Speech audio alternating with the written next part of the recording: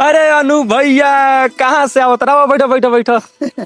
अरे तनी चल गोर नहीं हाथ थाना पर हो। थाना पर हाँ। का बात हुआ हो?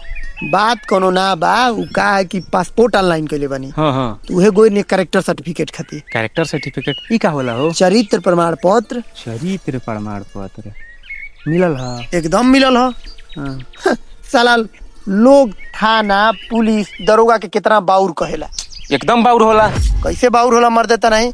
आज हमके समझ में आइल ह कि पुलिस दरोगा कितना अच्छा होले लोग। अच्छा होला वो कैसे? आज के समय में केहू दूसरा के दुख अपने ले सकेला, एकदम नाली। लेकिन आज थाना में दरोगा जी हमार दुख खुद ले ले हैं। वो कैसे? अब तू ही बताओ, हमार चरित्र बनावे खातिर दरोगा जी हमसे 1000 रुपया ले ले हो, अपन चरित्र खराब कैले हो, ओकरा बाद हमार चरित्र बनैले। ये से कभी भी पुलिस दरोगा की इज्जत करो। जय हिंद।